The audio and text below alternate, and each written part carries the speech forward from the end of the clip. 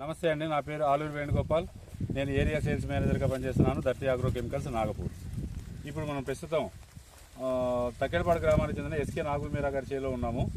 ఆయన యొక్క సాగు చేసిన మన ధర్తి విత్తనము రబీలో తీసుకోవడం జరిగింది. ఇది డిసెంబర్ ఎండింగ్లో అంటే 30 నుంచి 30వ తారీఖులో సోయింగ్ చేయడం జరిగింది.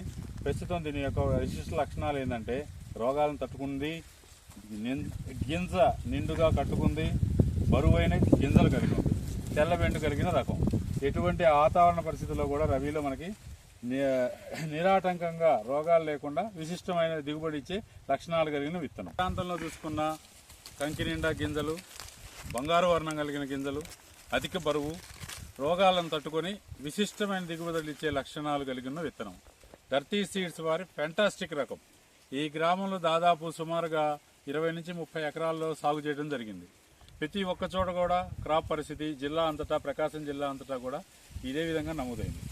ఏ కంకి చూసినా, మధ్యలో చూసినా, చివరకు చూసినా గింజ నిండుగా కట్టడం, బరువైన కంకులు, బరువైన గింజలు. సో అందువలన మీకు రైతులకు అధిక లాభాలు ఇచ్చడానికి ఇది ఖరీఫ్లోను రబీలోను 2 రకాలుగా వాడుకునే ఇత్తనం. అత్యధిక దిగుబడులు ఇచ్చి రైతుకు ఫెంటాస్టిక్ అనే విధంగా ఫెంటాస్టిక్ విత్తనాలు మన అందరి